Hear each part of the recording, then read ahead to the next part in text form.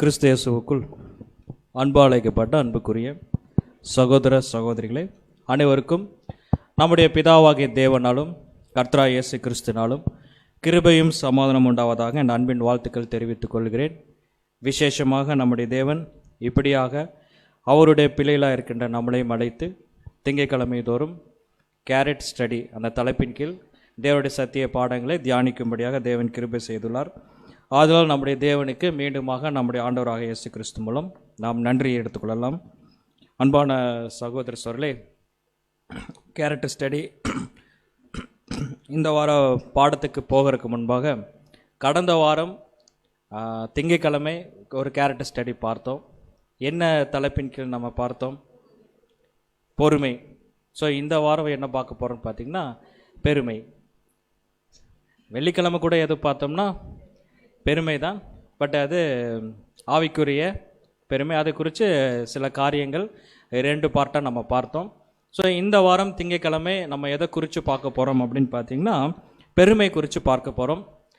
பாடத்துக்கு போகிறதுக்கு முன்பாகவே எல்லாத்துக்கும் ஒரு விஷயம் நான் கன்வே பண்ணிடுறேன். இந்த பாடம் எப்படி இருக்கும் என்பதை அதன்படி நம்ம புரிந்து கொண்டால் தான் அந்த பாடம் சுலபமாக நம்ம புரிந்து கொள்ள முடியும்.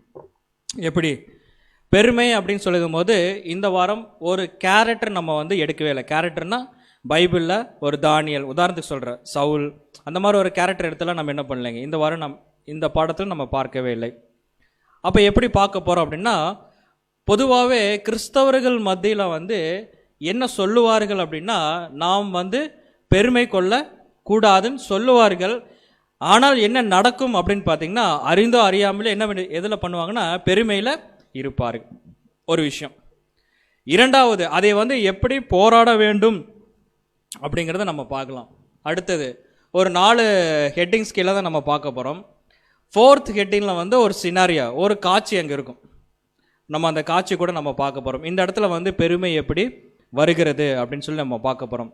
ஏன் நான் முன்னாடியே சொல்கிறேன்னா, இந்த 4வது டாப்பிக்கில் அந்த ஒரு சினாரியா பார்க்கறதுக்கு இதுக்கு முன்னாடி இருக்கிற 3 டாபிக் என்ன பண்ணியிருக்கோங்க நம்ம சரிவர புரிஞ்சு இருந்தால் தான் 4th டாப்பிக்கில் அந்த வருகின்ற அந்த சினாரியை நம்ம என்ன பண்ணலாங்க புரிந்து கொள்ளலாம். சரிங்களா? இப்போது அந்த கிறிஸ்டியன்ஸ் வார்ஃபேர் எகெயின்ஸ்ட் ப்ரைட், அதாவது கிறிஸ்தவர்கள் பெருமைக்கு எதிராக போராடுகிறார்கள். போராடவில்லைன்னு சொல்லவில்லை, என்ன சொல்லியிருங்க, போராடுறார்கள். அப்படின்னா அவங்க என்ன பண்ணிட்டு இருக்காங்க, சண்டை போட்டுட்டு தான் இருக்கிறாங்க. ஆனால் என்ன பிரச்சனைனா, ஒரு நாட்டுக்கு இன்னொரு நாட்டுக்கும் சண்டைன்னு வச்சுக்கங்க. இன்றைக்கி ரொம்ப அது என்னமோ ஆங்கிலத்தில் சொல்லுவாங்க, எனக்கு சரியான அந்த வார்த்தை வரல. இப்போ ஹாட் டாப்பிக்காக எங்கே போயிட்டுருக்குன்னு பார்த்தீங்கன்னா, சண்டையில் பார்த்தீங்கன்னா ரஷ்யாவுக்கும் உக்ரைனுக்கும் போயிட்டுருக்கு. உதாரணத்துக்காக சொல்கிறேன். அப்போ 2 நாடுகள் அங்கே இருக்கிறாங்க. இவங்க என்ன பண்ணிக்கணும், மாற்றி மாற்றி என்ன பண்ணிக்குவாங்க, தாக்கிக் கொள்வார்கள். இப்போது இந்த பெருமை அப்படிங்கிறது எங்கே இருக்குது? இப்போ நம்ம அது கூட என்ன பண்ணணுங்க, போராட வேணும். போராட வேண்டுமே, சண்டை போட வேணும். இந்த பெருமையை என்ன பண்ணணும்னா, சண்டை போட்டு என்ன பண்ணணுங்க, ஜெயிக்க வேண்டும். ஜெயிச்சிடலாமா? ஜெயிச்சிடலாமான்னு தான் கேட்டேன். ஜெயிச்சிடலாம், ஓகே சரி, ஜெயிச்சிடலான்னு சொல்லிட்டீங்க. நானும் சேர்ந்து கூட சொல்கிறேன், ஜெயிச்சிடலான்னு சொல்லிட்டோம். இந்த பெருமை எங்கே இருக்கு? இருந்தால் என்ன பண்ணிடலாங்க, போய் ஒரு அடின்னு அடிச்சு என்ன பண்ணிடலாம், அடிச்சு நொறுக்கிடலாம், ஜெயிச்சிடலாம். ஆனால் எங்கே இருக்கு? சிந்தையில் இருக்கா? சில நேரங்களில் நம்ம நினைக்கிறது பெருமைன்னு என்ன பண்ணுறது இல்லைங்க, நமக்கு தெரியறது இல்லை. அப்புறம் எப்படி சண்டை போடுவோம்? நம்ம நினச்சிட்டு இருப்போம் இதெல்லாம் பெருமை இல்லை அப்படின்னு. ஆனால் அதுதான் உச்சக்கட்ட பெருமை. அப்போ எப்படி சண்டை போடுவோம் தெரியாது. அப்படின்றா சில வழிமுறைகளை இந்த பாடத்தின் மூலமாகவே சகோதரர் அவர் கொடுக்குறார். ஒரு வசனம் வாசிக்கலாம் பாருங்க. 2 கொரிந்தியர் 10ஆம் அதிகாரம் வசனம் 4-5. 2 கொரிந்தியர் 10ஆம் அதிகாரம் 4-5 வசனங்கள். எங்களுடைய போராயுதங்கள் மாம்சத்துக்கேற்றவைகளாய் இராமல் அரண்களை நிர்மூலமாக்குகிறதற்கு தேவ பலமுள்ளவைகளாய் இருக்கிறது. அவைகளால் நாங்கள் தர்க்கங்களையும் தேவனை அறிகிற அறிவுக்கு விரோதமாய் எழும்புகிற எல்லா மேட்டிமையும் நிர்மூலமாக்கி எந்த எண்ணத்தையும் கிறிஸ்துவுக்கு கீழ்ப்படிய சிறைப்படுத்துகிறவர்களாய் இருக்கிறோம். ஓகே, ரைட், அவ்வளவுதான். எப்படி ஃபேன் வேண்டாங்க. இங்க என்ன சொல்லப்பட்டிருக்குன்னா, எங்களுடைய போர் ஆயுதங்கள். ஒரு போருக்கு போறேன்னா அந்த போரோட ஆயுதம் தரிச்சிட்டு தான் என்ன பண்ண முடியும், போக முடியும். அப்படின்னா கிறிஸ்தவர்களுடைய போர் ஆயுதங்கள் என்ன அப்படின்னு பார்த்தீங்கன்னா மாம்சத்துக்கு ஏற்றவர்கள் மாதிரி அல்ல. காரணம் என்னன்னா நம்ம சண்டை போடுறது பார்த்தீங்கன்னா ஒரு மாம்சத்துக்குரிய காரியம் இல்லை, ஒரு லிட்டரலாக கிடையாது. நம்முடைய போர் ஆயுதங்கள் போட்டுக்கொண்டு, என்ன போர் ஆயுதங்கள் எதுன்னு நான் கேட்கவே இல்லை, கரெக்டுங்களா? அதை நான் கேட்கவே இல்லை, அது பாடத்தில் நம்ம பார்க்கலாம். அப்போ அந்த போர் ஆயுதங்கள் நம்ம போட்டுக்கொண்டு எது கூட சண்டை போடணுமாமா? எழும்புகிற எல்லா விதமான மேட்டுமை, பொறாமை, அதுக்கப்புறம் தர்க்கங்கள் எல்லாத்துக்கூடயும் போராடி அதை நிர்மூலமாக்கி எல்லா எண்ணத்தையும் என்ன பண்ணுவாங்க? கிறிஸ்துக்குள்ளாக சிறைப்படுத்த வேண்டும். அப்படி என்றால் அந்த போர் ஆயுதங்கள் போட்டுக்கொண்டு இதை நம்ம ஜெயித்து எல்லாமே கிறிஸ்துக்குள்ள என்ன பண்ணணுங்க?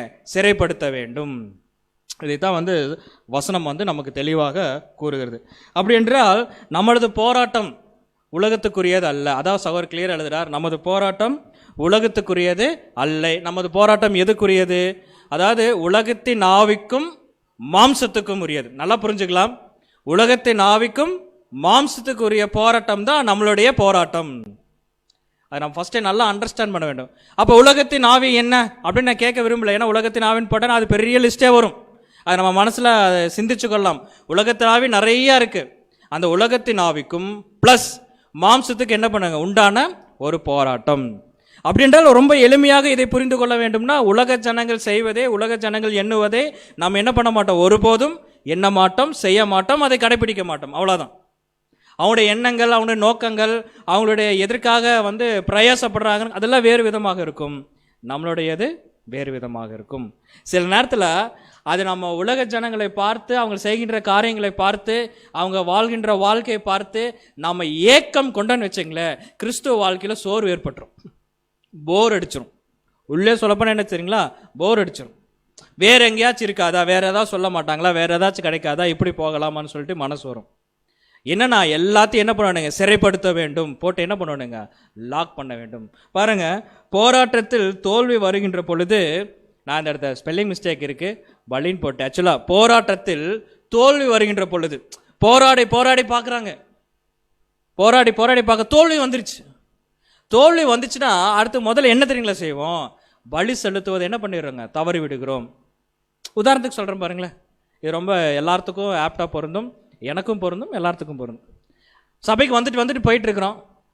ஒரு விஷயங்கள் நம்ம எதிர்பார்த்தது என்ன பண்ணலைங்க, நடக்கலை. உடனே உள்ளே என்ன வந்துருச்சுங்க, உலகத்தின் ஆவி நல்லா நல்லா வந்துருச்சு. உடனே அடுத்தது எனக்கு என்ன வரும், சோறு வரும். பரவாயில்ல தப்பிச்சிங்க. ஒருத்தருக்கு சோர்வு வரும், ஒருத்தருக்கு என்ன பண்ணணும், இனியா எதுக்கு நான் அங்கே போயிட்டு அங்கே நான் என்ன பண்ண மாட்டேன், போக மாட்டேன். ஃபஸ்ட்டு என்ன பண்ணால் பலி செலுத்துறதுக்கு நம்ம மைண்ட் என்ன பண்ணணுங்களா, அப்படியே தடை பண்ணும். அப்படி என்றால் இந்த அடிக்கடி நம்ம படிக்கின்ற ஒரு வசனம் இருக்குது. அப்படி என்றால் இந்த பெருமைக்கு எப்படி போராட வேண்டும் அப்படின்னு பார்த்தீங்கன்னா, நம்ம ரெகுலராக ஒரு வசனம் படிப்போம். எங்கேன்னு பார்த்தீங்கன்னா எபேசியர் 6ஆம் அதிகாரம் வசனம் 14, 17 இதை நம்ம படிப்போம். இதில் ஒரு காரணமாக இந்த ஒரு வசனம் படிக்கின்றோம். அதுலேருந்து ஒரு வார்த்தை நம்ம எடுக்கலாம். வாசிங்க, எபேசியர் 6ஆம் அதிகாரம் வசனம் 14 முதல் 17. எபேசியர் 6ஆம் அதிகாரம் வசனம் 14 முதல் 17 வரை. சத்தியம் என்னும் கச்சையை உங்கள் அறையில் கட்டினவர்களாயும், நீதி என்னும் மார்க்கவசத்தை தரித்தவர்களாயும், சமாதானத்தின் சுவிசேஷத்திற்குரிய ஆயத்தம் என்னும் பாதரட்சையை கால்களிலே தொடுத்தவர்களாயும், பொல்லாங்கன் எய்யும் அக்னி ஆஸ்திரங்களை எல்லாம் அவித்து போடத்தக்கதாய் எல்லாவற்றிற்கும் மேலாக விசுவாசம் என்னும் கேடகத்தை பிடித்து கொண்டவர்களாயும் நில்லுங்கள். ரட்சணியம் என்னும் தலை சீராவையும் தேவ வசனமாகிய ஆவியின் பட்டயத்தையும் எடுத்துக்கொள்ளுங்கள். Okay, right. இது நம்மளுடைய போர் ஆயுதங்கள். இது இருந்தால் நம்ம என்ன பண்ணிடலாம், உலகத்தின் ஆவிக்கும் மாம்சத்துக்கு என்ன பண்ணிடலாங்க, ஜெயிச்சிடலாம். இப்போ போர் ஆயுதங்கள் நம்ம போட்டுக்கிட்டோம். நல்லா புரிச்சுங்க. கச்சை கட்டிட்டோம், பாதரட்சை போட்டோம், நீதி என்னும் மார்க்க வசம் போட்டோம், தலைச்சர் எல்லாமே போட்டோம். இப்போ இது எல்லாமே போட்டுட்டாலும் ஒரு லிட்டரலாகவே ஒரு போர் வீரன் எல்லாத்தையும் போட்டுக்கிறாருன்னு வச்சுக்கோங்க. இப்போ இன்னொருத்து கூட சண்டை போடும் போது கையில் என்ன இருக்குங்க, எல்லாத்தையும் நான் போட்டுட்டேன்னு சொல்லிட்டு கையில் வாள் இல்லாமல் போய் நின்று தாக்குங்கள் அப்படின்னு என்ன ஆகும், அவர் ஆப்போசிட்டில் என்ன பண்ணிடுவாருங்க, தாக்கு. அப்போ எல்லாத்தையும் போட்டுக்கொண்டாலும் கையில் என்ன வேணுங்க, பட்டயம் வேணும். அதான் இங்கே என்ன சொல்கிறாருன்னா சகோதரர், அப்படின்றால் ஆவி என்னும் பட்டயம் கண்டிப்பாக வேணும். எப்படி அந்த ஆவி என்னும் பட்டயம் வரும்? ஆவிங்கிறது வேற ஒன்றுமே கிடையாது, நம்ம படிக்கின்ற வசனம். தெளிவாக புரிஞ்சு. அப்படி என்றால் இது நம்மளோட லைஃப்பில் எந்த சூழ்நிலை வந்தாலும் வசனம் இருக்கா, வசனம் சொல்லுதா அப்படிங்கிறத ஸ்டார்டிங்கில் நம்ம என்ன பண்ணோம், நம்ம மைண்ட் செட் பண்ணிக்கொண்டு ஏற்றிக்கொள்ள வேண்டும். அப்படி அதை ஏற்றுக்கொண்டு வாழ்ந்தாலே நம்மகிட்ட இருந்து ஆட்டோமேட்டிக்காக அந்த பெருமைக்கு என்ன பண்ணிடுவாங்க, போராட ஆரம்பிச்சிரும். சகோதரி வாசிக்கிறீங்களா? கிறிஸ்தவனின் வாழ்க்கையில் வசனமே ஆவியின் பட்டயமாக இருக்கிறது. இந்த பட்டயம் மூலம் நாம் பாவத்திற்கும் சாத்தானுக்கும் எதிராக போராடி நன்மை செய்ய வேண்டும். இப்ப என்ன சொல்றாருன்னா, இந்த ஆவியின் பட்டயம் வைத்துக்கொண்டு நம்ம போராடி என்ன செய்ய வேண்டுங்களா, நன்மை செய்ய வேண்டும். போராடிட்டு மட்டுமே இருக்கக்கூடாது, போராடி என்ன செய்ய வேண்டும் என்றால் நன்மை செய்ய வேண்டும். அதை தான் அவங்க சகோதரர் கிளியராக அங்கே எழுதுறாரு.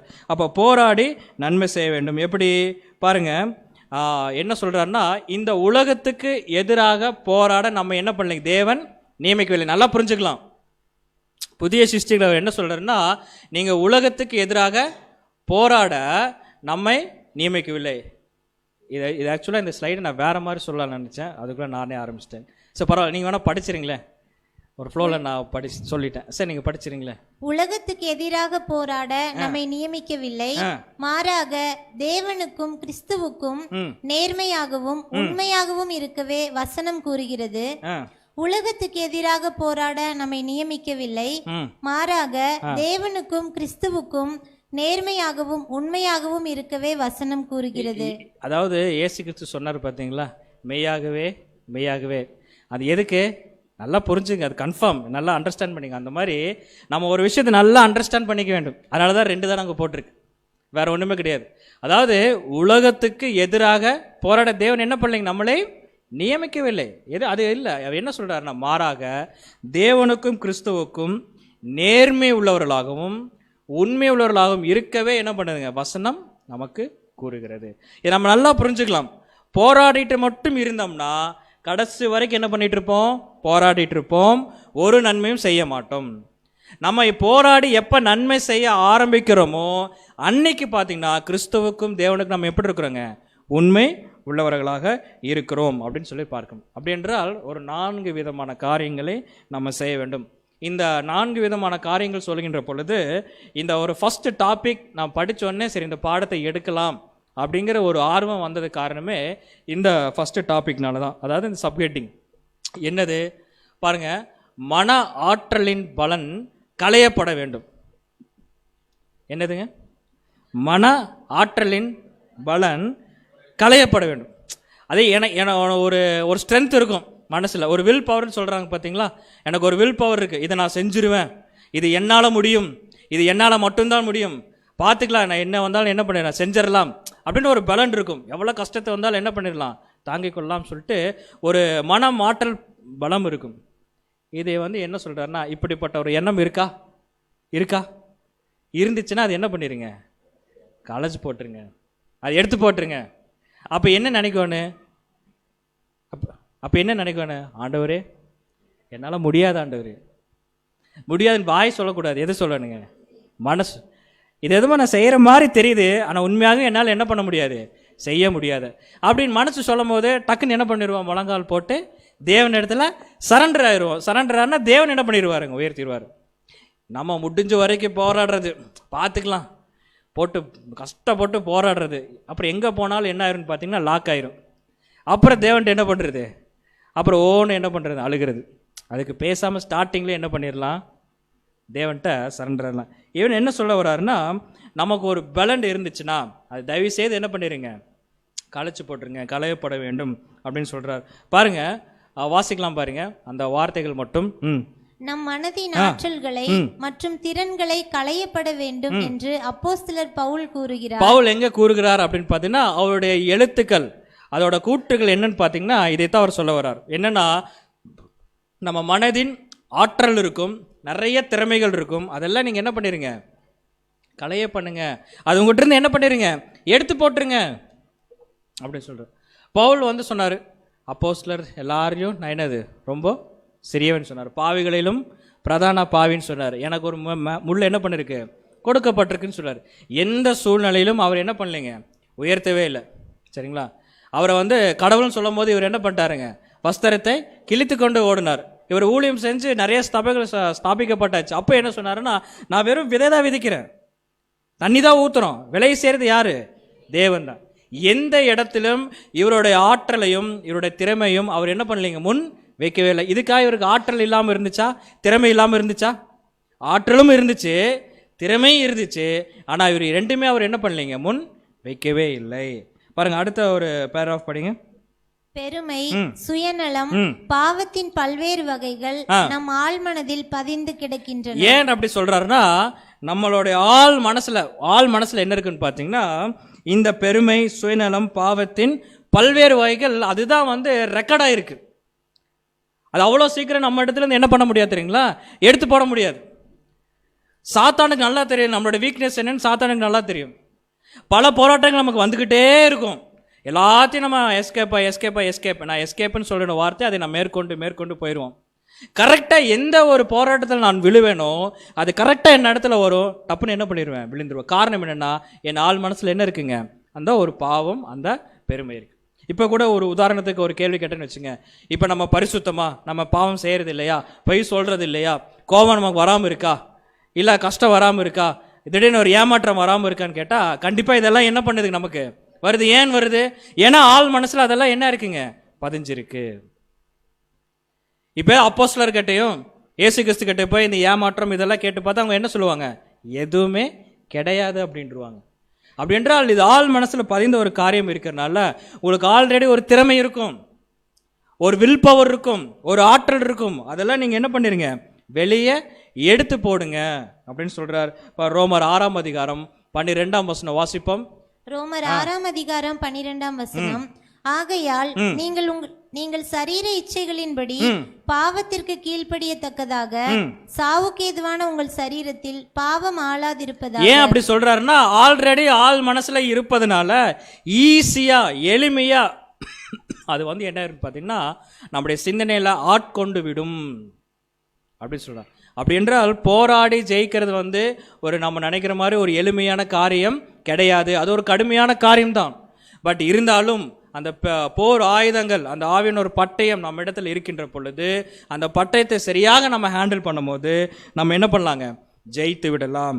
அப்படி என்றால் பாருங்க, எல்லா விதமான காரியங்கள் சொல்றாரு. இந்த பாவம் எப்படி ஆளுகை செய்யுமாமா, எல்லா விதமான பாவங்களையும், எல்லா விதமான மேட்டிமைகளையும், எல்லா விதமான பொறாமைகளையும், எல்லா விதமான தர்க்கங்களையும், எல்லா விதமான மூட நம்பிக்கைகளும் கர்த்தருடைய வசனமே நிர்மூலமாக்கி விடுகின்றன. இதை நல்லா புரிஞ்சுக்கலாம்.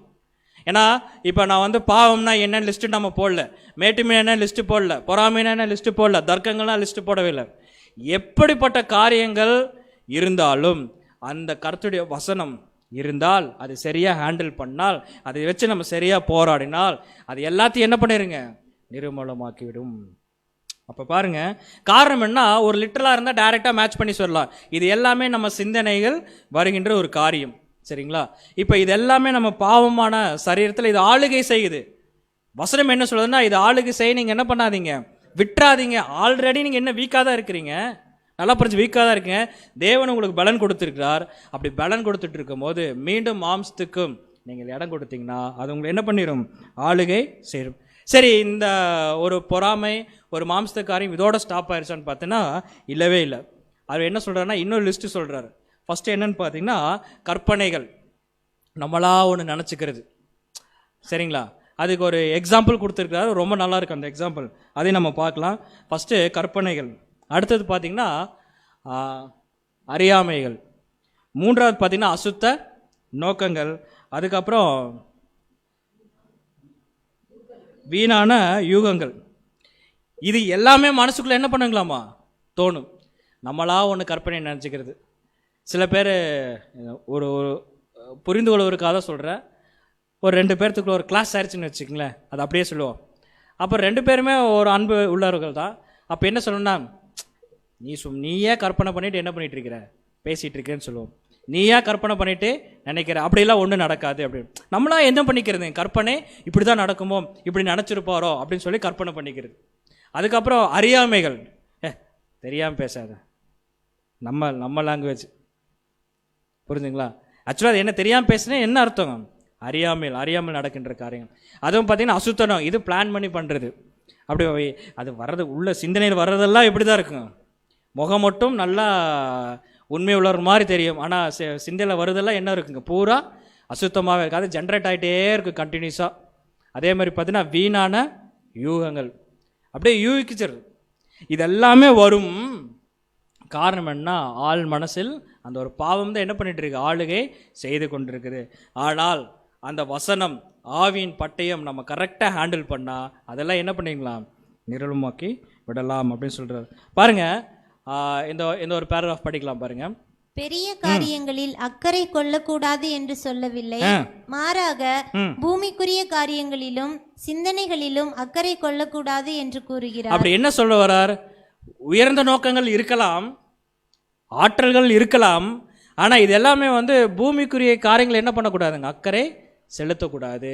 அப்போ எங்கள் மேலே தான் செலுத்தணுமா, மாறாக சிந்தனைகள் பெரிய காரியங்கள் அக்கறை கொள்ளக்கூடாது என்று சொல்லவில்லை, மாறாக பூமிக்குரிய காரியங்களிலும் சிந்தனைகளும் அக்கறை கொள்ளக்கூடாது என்று கூறுகிறார். அப்படின்னா நம்ம அக்கறை எங்கே கொள்ள வேண்டும் அப்படின்னா மேலானதை நோக்கி தான் என்ன பண்ணணுங்க, அக்கறை கொள்ள வேண்டும். காரணம் என்னென்னா, இன்றைக்கி என்ன தான் நீங்கள் பாருங்கள், இன்றைக்கி நம்ம காலையில் எழுந்திரிச்சு நம்ம வேலைக்கெல்லாம் போயிட்டு சாயந்தரம் 7 மணிக்கு நம்ம மீட்டிங் வரோம். நீங்கள் யோசிச்சு பாருங்கள், நம்ம அதிக நேரம் போராட்டம் எங்கே தான் இருக்குது, எங்கே தான் கொடுங்க குழந்தை. இப்போ நம்ம குழந்தைகள் இருந்தால் வச்சுங்க, உதாரணத்துக்கு சொல்கிறேன், குழந்தை இருக்குன்னு வச்சுங்க, இப்போ தேவனோட ராஜ்யம் வருது நீ எப்படி இரு அப்படின்னு சொல்லிடுவோமா, என்ன பண்ணுவோம், இல்லை நான் கேட்குறேன் தான், நம்ம குழந்தை இருக்குல்ல அப்படியே விட்டுருவோமா, ராஜ்யத்தில் எல்லாம் கிடச்சிரும், இருக்கிறத நீ சாப்பிடு, 3 நேரம் நான் கஞ்சி தான் ஊற்றுவேன் அப்படின்னு சொல்லுவோமா, இருக்க ட்ரெஸ்ஸை நீ போட்டுக்கோன்னு சொல்லுவோமா, என்ன பண்ணுவோம், எனக்கு மட்டும்தான் குழந்தை இருக்கிற மாதிரியும் நீங்கள் தான் அப்படி பண்ணுறீங்க, நாங்களாம் அப்படி தான் இருக்கிற மாதிரி சொல்கிறீங்க. என்ன பண்ணுவோம், ஆக்சுவலாக என்ன பண்ணுவோம், குழந்தை கேட்டுச்சுன்னா கண்டிப்பாக என்ன பண்ணுவோங்க, கேட்குறதெல்லாம் வாங்கி கொடுக்க முடியாட்டியோ வாங்கி கொடுக்குறதெல்லாம் என்ன பண்ணுவோம், வாங்கி கொடுக்க முடியறதெல்லாம் என்ன பண்ணுவோம், கண்டிப்பாக வாங்கி கொடுப்போம்ல, எல்லாமே ராஜ்யத்தில் பார்த்துக்கலாம் அப்படின்னு சொல்லுவோமா. நம்மளால் எவ்வளோ முடியுமோ அவ்வளோ தூரம் எந்த ஸ்கூலில் படிக்க வைக்க முடியுமோ திராணி இருக்கும், அந்த ஸ்கூலில் என்ன பண்ணுறோங்க, படிக்க வைக்கிறோம். எவ்வளோ வாங்கி கொடுக்க முடியுதோ அது என்ன பண்ணுறோங்க, வாங்கி கொடுக்குறோம். இதில் என்னென்னு பார்த்தீங்கன்னா ஒரு கமிட்மெண்ட், குழந்தை இருந்தாலும் ஒரு கமிட்மெண்ட்டுக்குள்ளே வந்துடும். ஸோ ஒரு மனைவி இருக்கிறான்னு வச்சுங்க, மனைவி அப்படியே நீ ட்ரூத்தில் தான் இருக்கிற, நானும் ட்ரூத்தில் தான் இருக்கிறேன், தெரியுமில்ல பூமிக்குரிய காரியங்கள்லாம் செய்யவே கூடாது சரியா அப்படின்னு எது செய்யாமல் இருக்கிறோமா. காரணம் என்னென்னா, ஆக்சுவலாக அதையும் நம்ம சத்தியத்தையும் நம்ம மிக்ஸ் பண்ணல, அது செய்ய வேண்டியது ஒரு கடமை தான், இல்லை மாற்றுக்கிறதுல அது செய்ய வேண்டியது ஒரு கடமை. பட் அந்த கடமையை செய்வதற்கு இந்த உலகத்தில் தான் நம்ம என்ன பண்ணுறோங்க, உலகத்தில் தான் என்ன பண்ணுறோம், போராடுறோம். ஆண்டவரே இனிமேல் வாரத்துக்கு திங்கள் கேரக்டர் ஸ்டடி நடக்குது ஆண்டவரே, செவ்வாய்க்கிழமை ஜூமில் வேறு வச்சுட்டாங்க, ஜூம்லேயும் வந்துடுறேன், புதன்கிழமை நியூ கிரியேஷனும் வந்துடுறேன் ஆண்டவரே, வியாழக்கிழமை ஜூமில் ஜாயின் பண்ணிக்கிறேன், வெள்ளிக்கிழமை ரீப்ரின்ஸ் கிளாஸ் நடக்குது, சனிக்கிழமை ஜூமில் ஜாயின் பண்ணிக்கிறேன், ஞாயிற்றுக்கிழமையும் காலையில் ஆராதனைக்கு கரெக்டாக வந்துடுவான்றே. அதே மாதிரி சாயந்தரம் என்ன பண்ணிடுறேன், ஜூமில் இருக்கிறேன். முக்கியமாக இந்த பெரெயின் ஸ்டடிலையும் என்ன பண்ணிடுவேன், இனிமேல் நான் எஸ்கேப் ஆகி போக மாட்டேன், அதுலேயும் நான் என்ன பண்ணிடுறேன், கலந்து கொள்ளுகிறேன். சரிங்களா. ஆனால் நீங்கள் எனக்கு என்ன பண்ணுங்க, இந்த வருமானத்தை மட்டும் கொஞ்சம் என்ன பண்ணிடுங்க, கூட்டி கொடுத்துருங்க, இல்லைன்னா அதுக்கு மட்டும் ஒரு அரேஞ்ச்மெண்ட் பண்ணி கொடுங்க, அப்படிலாம் நம்மளால் கேட்க முடியுதா, அது என் முற்றிலும் என்ன ஆகுங்க, தவறு. அப்படின்ற அது வேறு இது வேறு, புரிஞ்சுங்களா.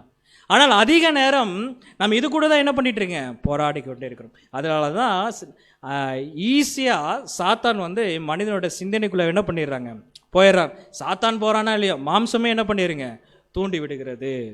பெரிய காரியங்கள் இப்படி செய்யணும், நம்ம அப்படி செய்யணும், அப்படி பண்ணணும் அப்படின்னு சொல்லிட்டு போயிடுறோம். இதெல்லாம் என்ன பண்ணோம்னா நம்மை கட்டுப்படுத்த வேண்டும். வசனம் என்ன சொல்லுது, கொலோசியர் 3ஆம் அதிகாரம் 2ஆம் வசனம். கொலோசியர் 3ஆம் அதிகாரம் 2ஆம் வசனம், பூமியில் உள்ளவைகளை அல்ல மேலானவைகளையே நாடுங்கள். அப்ப பூமியில் உள்ளவைகள் எதுவுமே மேலானவைகள் அல்ல, பூமியில் உள்ளவைகள் எல்லாமே கீழானவைகள் தான். மேலானவைகள் மேலே தான் இருக்குது, அங்கே தான் நம்ம பார்க்க வேண்டும். அதாவது இந்த புகழ், உயர்வு, சொத்து, மதிப்பு, ஆசை, இவை எல்லாமே என்ன பண்ண வேண்டும் பார்த்தீங்கன்னா கிறிஸ்துவின் அங்குகளுக்கு என்னவா இருக்குங்க, ஒரு எதிராக உள்ளது. புகழ், உயர்வு, சொத்து, மதிப்பு. அதாவது புகழ், உயர்வு, சொத்து, மதிப்புன்னு பூமியிலே நினச்சிக்க வேண்டாம், நல்லா புரிஞ்சுங்க. அது எல்லா இடத்துலையும் என்ன ஆகுங்க, அப்ளை ஆகும். சபையில் இருக்கிறேன்னா எனக்கு இங்கே ஒரு புகழ் வேணும், இங்கே ஒரு உயர்வு வேணும், இங்கே ஒரு அந்தஸ்து வேணும், இங்கே ஒரு அங்கீகாரம் வேணும் அப்படின்னா இங்கே வந்து நினச்சாலும் அது என்ன ஆகுங்க, தப்பு தான். காரணம் என்னென்னா, நான் வேணால் சபைக்குள்ளே இருக்கலாம், ஆனால் என்னை மாம்சம் சிந்தை எதை நோக்கிட்டு இருக்குங்க, மாம்சத்தை சிந்தனைனா உலகத்துக்குரிய காரியங்களை நோக்கி கொண்டு இருக்கு. அப்படின்றது என்ன நடக்குது, கற்பனை மூலம் தப்பாக எழுதிட்டணும். அதாவது கற்பனை மூலம் மன பலத்தை என்ன பண்ணுறேங்க, அடைக்கிறோம். இதெல்லாம் ஒரு கற்பனை தான். அதான் சொன்ன ஒரு பிக்சர் கூட நம்ம பார்க்கலான்னு சொன்னோம் பார்த்தீங்களா. இதில் என்ன அப்படின்னு பார்த்தீங்கன்னா, ஆக்சுவலாக பார்த்துக்க, இங்கே இந்த சைட்லேருந்து பார்க்கலாம். ஃபஸ்ட்டு பிக்சர் ஆக்சுவலாக பார்த்தீங்கன்னா, அவர் பாக்கெட்லேருந்து உள்ளே இருந்து எடுத்து காட்டுற அவர்கிட்ட என்ன இல்லைங்க, ஒன்றுமே இல்லை. Is a empty person. Pant சட்டையெல்லாம் போட்டிருக்காரு, ஒதுவுமே கிடையாது. ஆனால் கற்பனையுடைய பவர் என்ன தெரியுங்களா, இவரால் எதுவும் செய்ய முடியாது, இவர்கிட்ட எதுவுமே கிடையாது.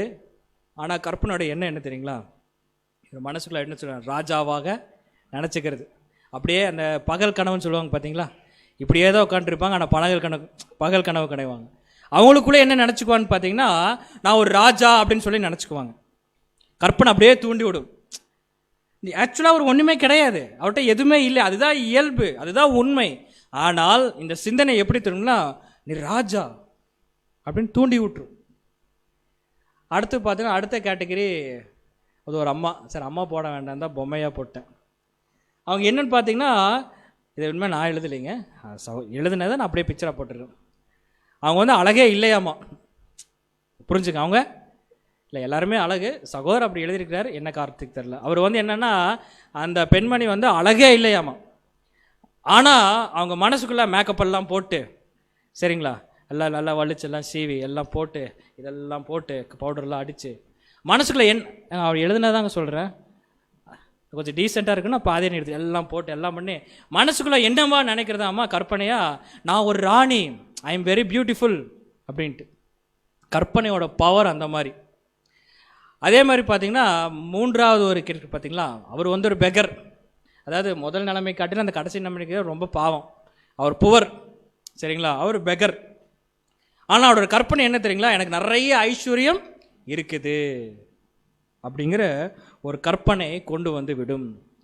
இது ஒரு கிரைட்டீரியாஸ். இன்னொரு என்ன சொல்கிறாருன்னா, இந்த மாதிரி நாலு பர்சன், இது ஒரு விஷயம், கற்பனைக்கு அவ்வளோ பவர் இருக்குது. அடுத்த விஷயம் என்ன சொல்கிறாருன்னா, இதே தான். இப்போ இந்த ஒரு மனுஷன் இருக்கிறார், அவர் பாக்கெட்டில் எதுவுமே இல்லை, அவருக்கு என்ன ஒரு ஆசை வருதுன்னா, பூமிக்குரிய ஆசை, எப்படியாச்சும் நான் என்னவா மாறிவிடணும், எப்படியாச்சும் என்ன பண்ணணுங்க, ராஜாவாக மாற வேண்டும். அவர் ட்ரை பண்ணுவார். எப்படின்னா, கற்பனை செய்து கொண்டே ட்ரை பண்ணிட்டே இருப்பார். அடுத்தது அந்த அம்மா, நான் எப்படியாச்சும் என்ன பண்ணிடுவேனுங்க, அழகாயிருமா, சரி ராணி ஆயிரும். ஆக்சுவலாக அவங்க பியூட்டின்னு போட்டு தான் ராணின்னு போட்டு, ராணினா அழகாக இருப்பாங்கன்னு சொல்லி அவர் எழுதியிருக்கிறார். ஓகே, நான் எப்படியாச்சும் என்ன ராணி மாதிரி அழகாயிர வேண்டும், சரிங்களா. அதே மாதிரி அவர் ஒரு பெகர். ஆனால் அவர் என்ன பண்ணுவார், எப்படியாச்சும் நான் என்ன பண்ணுவேனுங்க, பணக்காரனாக வேண்டும். அதாவது எதுக்கானா, இதெல்லாம் சுற்றி தான் மனிதனுடைய சிந்தனை ஆழமாக என்ன பண்ணியிருக்குங்க, பதிஞ்சிருக்கு. கற்பனையிலே என்ன பண்ணிடுறான்னு பார்த்தீங்களா, ராஜாவாக இருக்கிறான், கற்பனையிலே ராணியாக இருக்கிறான், கற்பனையிலே ஐஸ்வர்யவான், இந்த கற்பனையில் தான் இருக்கிறாங்க. ஆனால் உண்மையிலே கிடையாது. இப்படி இருக்கின்ற பொழுதும் அவங்களுக்குள்ள என்ன வந்துடும் பார்த்தீங்கன்னா, இந்த பெருமை வந்துவிடும். அப்படின்றால் நமக்கு அவர் என்ன சொல்கிறாரு, புதிய சிருஷ்டிக்கு, நீங்கள் எப்படி இருக்கிறீங்களோ, அழகா இல்லை என்றால் இதை முடிச்சிங்கன்னா அடுத்த பாட்டு டக்குன்னு ஜம்ப் பண்ணிடுறேன். ஒரு வேளை நான் அழகு இல்லைன்னு வச்சுக்கங்களேன், நான் உங்களால் நான் சொல்லவே இல்லை, நான் இப்படியே பார்த்து, ஒரு வேளை நான் சிந்தன் பார் அழகு இல்லை அப்படின்னா நான் என்ன நினச்சிக்கலாம், கரெக்ட், அவ்வளோதான், எனக்கு போதும், இது போதும், இதுக்கு மேலே அழகா வேண்டாம், போதும். பாக்கெட்டில் எதுவுமே காசு இல்லை, நான் எதுவுமே இல்லை பாக்கெட்டில் இல்லை, உண்மையிலே இல்லை. இப்போ சொல்கிறேன், இல்லை என்ன பண்ணுவோம், போதும், எனக்கு இது போதும், ஏன்னா இதோட மேலானவைகள் ஒன்று இருக்குது. இல்லை ஏதோ ஒரு சூழ்நிலை நான் பெக்கர் ஆகிட்டேன்னு வச்சுக்கங்களேன், பெக்கர் ஆகிட்டேன்னு வச்சுக்கங்களேன், நான் என்ன நினைக்கக்கூடாது, எப்படியாச்சும் நான் வந்து ஐஸ்வர்யம் வந்துடும், இல்லை நான் ஐஸ்வர்யம் இப்படி இருந்தேன், அப்படி தேவன் நடந்துச்சுன்னு இது போதும். இப்படி இல்லாமல் வேறு ஏதாச்சும் நான் சிந்திச்சேன்னா எனக்குள்ளே எந்த ஆவி வந்துடுங்க, உலகத்தின் ஆவி வந்துடும். உலகத்தின் ஆவி வந்துச்சுன்னா போராடுறது ரொம்ப கஷ்டம். அப்படி இருந்தாலும் நமக்கு என்ன வேணும்னு பார்த்தீங்கன்னா இந்த ஆவிக்குரிய பட்டயம் வசனம் இருக்க வேண்டும். அது ஒன்று தான் நம்மளே அதை நீர்மூலக்காக்கிவிடும் என்பதை நம்ம பார்க்கின்றோம். ஃபஸ்ட்டு. அடுத்தது பார்த்தீங்கன்னா சமச்சீரற்ற மனநிலைமைக்கு பெருமை வழி நடத்துகிறது. சரிங்களா? ஸோ சப்ஜெக்ட் இப்படி தான் போகும். ஆனால் நீங்கள் உற்சாகமாக இருந்தீங்கன்னா என்னை உற்சாகப்படுத்திடலாம். சரிங்களா? ஏன்னா வேறு வழியில் இது இப்படி சொல்லித்தான் ஆக வேண்டும். சரிங்களா? சமச்சீரற்ற மனநிலைமைக்கு பெருமை என்ன பண்ணுங்களாமா வழி நடத்துது. என்னது பாருங்க, வாசிக்கலாம்.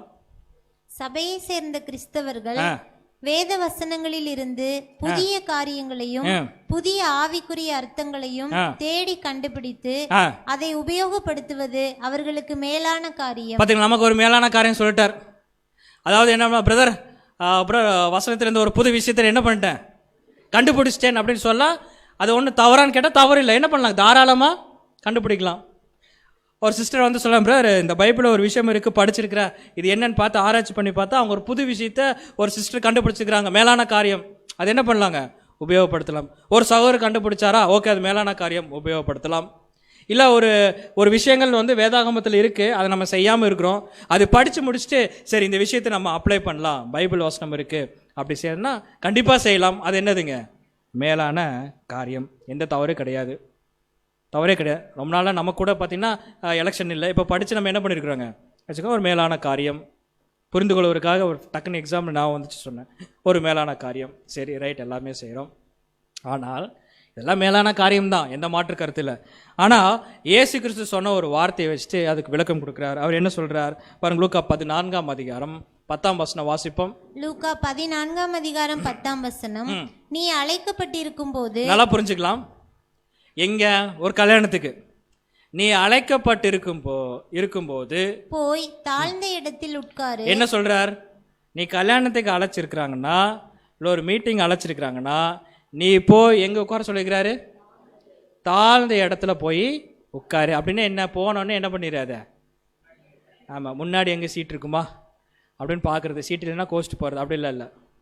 அதெல்லாம் பார்க்க போய் அங்கே பார்க்க அப்படியே சர்ச் பண்ணணும், எங்கே தாழ்ந்த இடமோ அங்கே போய் என்ன பண்ணிடுங்க, உட்கார்ந்துருங்க, தாழ்ந்த இடத்துல உட்காரு.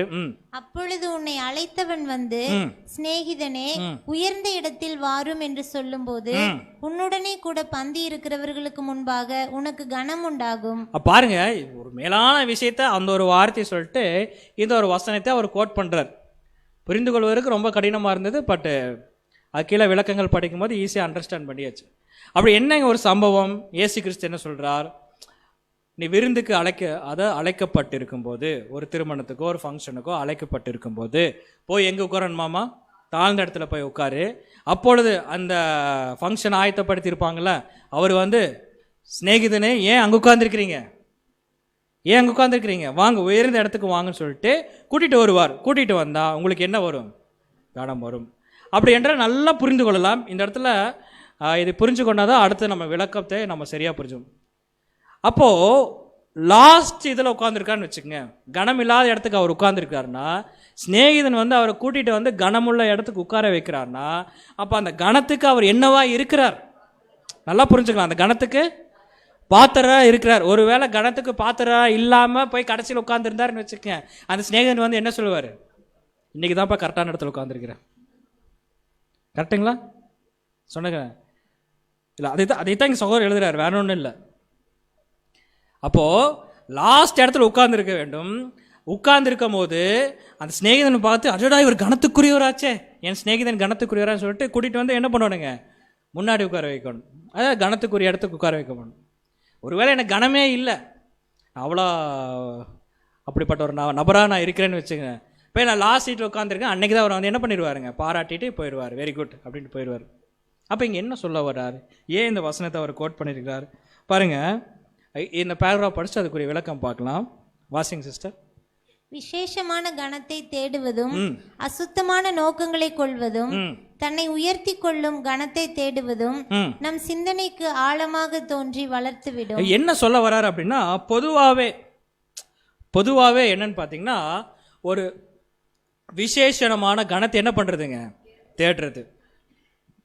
அப்படியே ஒரு கூட்டமாக இருந்துச்சுன்னா, ஒரு 500 பேர் 400 பேர் இருந்தாங்கன்னா நான் அப்படியே நடந்து போகும்போது, அப்படியே குண்டாக்கரும் போது அப்படியே வாட்ச் பண்ணுறது, நம்மளை யாராச்சும் வாட்ச் பண்ணுறாங்களா, அப்படியே அதாவது தலை திருப்ப மாட்டேன், கண்ணு மட்டும் இப்படி இப்படி இப்படின்னு போயிட்டு வரும். எதுக்கு? கணத்தை தேடுது. இதெல்லாம் பொய் இல்லைங்க, இதெல்லாம் உண்மை. நான் ஸ்ட்ரெயிட் ஃபார்வேர்டாக தான் போகிறேன், நீங்கள் ஸ்ட்ரெயிட் ஃபார்வர்டாக தான் போவீங்க. ஆனால் சிந்தனைகள் என்ன இருக்குங்க, அப்படியே சுற்றி 360 இதில் அப்படியே சுற்றிட்டே நம்ம வந்துக்கிட்டே இருக்கும். சரிங்களா?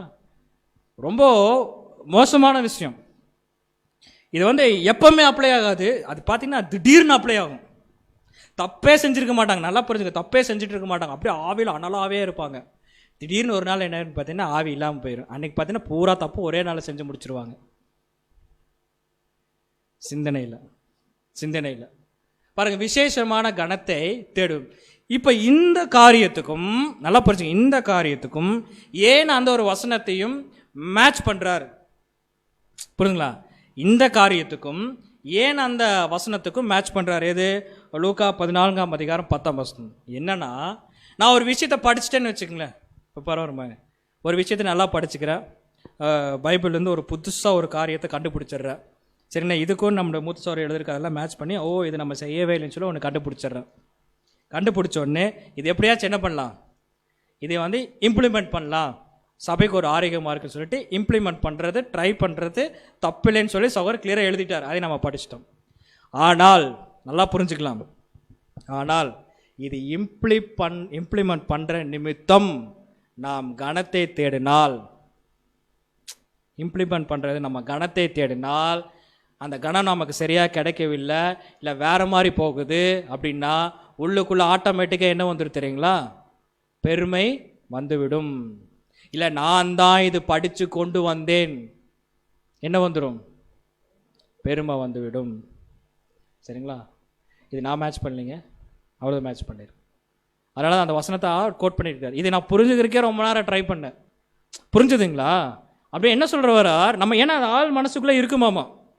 அப்படியே இப்படி உட்காந்துருக்குமா ஒரு விஷயத்த, உதாரணத்துக்கு ஒரு விஷயத்த கண்டுபிடிச்சி சபைக்கு சொல்லி அந்த சபை நடக்குதுன்னு வச்சுங்க.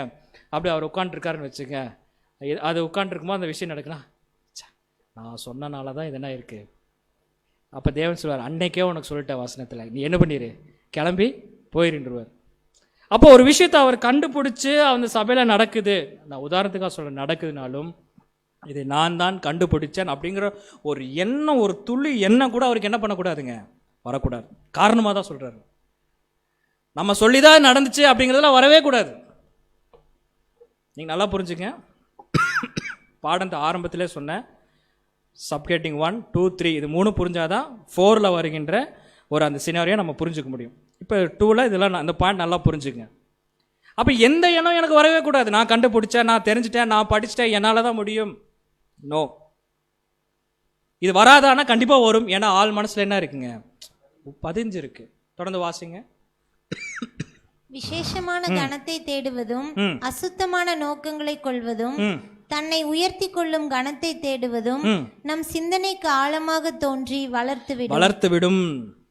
இதுக்காக நான் ரொம்ப அப்ளை பண்ண வேண்டியதில்லை. இப்போ உதாரணத்துக்கு பாருங்க, இதே காட்சி நான் சொல்றேன் பாருங்க. அவர் கடைசியில் உட்கார்ந்து இது என்னாலதான் நடந்துச்சு அப்படிங்கிறது இங்க இருக்கிற 150 பேர்த்துக்கு அது தெரியாது. கரெக்டுங்களா? 150 பேர்த்துக்கு தெரியாது. யாருக்கு நல்லா தெரியும்? இவருக்குள்ள அந்த பெருமை வந்து விட்டது அப்படிங்கிறது யாருக்கு நல்லா தெரியும்? அவருக்கு நல்லா தெரியுங்க. அப்படின்னா அவருக்கு இல்லை, தேவனுக்கு என்ன பண்ணுங்க, நல்லா தெரியும். காரணமாக தான் சொல்கிறார். காரணம் என்னென்னா சொல்கிறாரு பாருங்க, இதை நானே வாசிச்சிட்றேன். அதாவது நம்மை நல்லா புரிஞ்சுக்க, நம்மை இன்றி தேவன் பெரிய காரியங்களை செய்து இருக்க முடியும். நல்லா புரிஞ்சுங்க. நான் படிச்சுதான், நான் சொல்லித்தான் இது செஞ்சது அப்படின்னு கிடையாது, இது வந்ததுன்னு சொல்ல வேண்டிய அவசியம் இல்லை. நம்ம இல்லாமையே தேவனால் என்ன பண்ண முடியும், செய்ய முடியும். நம்ம பேசாட்டி கூட கல்லை வச்சு கூட அவர் என்ன பண்ணுவாருங்க, பேசுவார். அது நம்ம நல்லா, அது சகோதரர் அதனால தான் கோட் பண்ணி எழுதுறாரு. நம்ம இதை சத்திய வசனம் படித்து சொன்னாலும் எந்த ஒரு கணமும் நமக்கு தேவையில்லை. எதிர்பார்த்தால் பெருமை வந்துவிடும். நான் இது செய்கிறேன்னு நினைச்சிட்டா பெருமை வந்துவிடும். பாருங்க, நம்ம இன்றி தேவன் பெரிய காரியங்களை செய்திருக்க முடியும். ஆனாலும் பாருங்க, ஆனால் நாம் ஆசீர்வாதம் பெறவும் அவர் திட்டத்துக்காக, அந்த 2 வார்த்தை இல்லை, அது சொல்ற, அவர் திட்டத்துக்காக நமக்கு அவர் கிருபை அளித்திருக்கிறார். அவரிடத்தில் நாம் பங்கு பெற நம்மை இரக்கத்தோடு அழைக்கிறார். இது என்னன்னா, இது அவர் திட்டத்துக்குள்ளாக இருக்கவும், இயேசு கிறிஸ்து சரீரத்துக்காக இருக்கவும், அவரோட பங்கு பெறவும் நமக்கு அவர் கிருபை செஞ்சிருக்காரு. அவ்வளவுதான். என்னாலதான் நடந்துச்சுங்கிறது ஒண்ணுமே கிடையாது. புரிஞ்சுங்களா? அப்படி என்றால் எனக்கு நான் ஒரு காரியத்தை செஞ்சுட்டேன், ஒரு கனத்துக்குரிய காரியத்தை செஞ்சுட்டாலும், நல்லா புரிஞ்சுக்கலாம். இப்போ நான் கனத்துக்குரிய காரியத்தை சபையில் நான் செய்திருந்தாலும், நான் போய் எங்கே தான் தேடன்னு பார்த்தேன், எது தாழ்மையான இடமோ அங்கே தான் தேடி போய் உட்கார வேண்டும். அப்போ என் சிநேகிதன், அப்போ என் சகோதரன், பிரதர் சிஸ்டர், நீங்கள் இருக்கு சிஸ்டர், நீங்கள் வாங்க சிஸ்டர், நீங்கள் தானே பண்ண, நீங்கள் சொல்லுங்கள், அப்போ அவங்க கணக்கு கொடுப்பாங்க. இது ஒரு எக்ஸாம்பிளுக்காக தான் சொல்கிறேன்.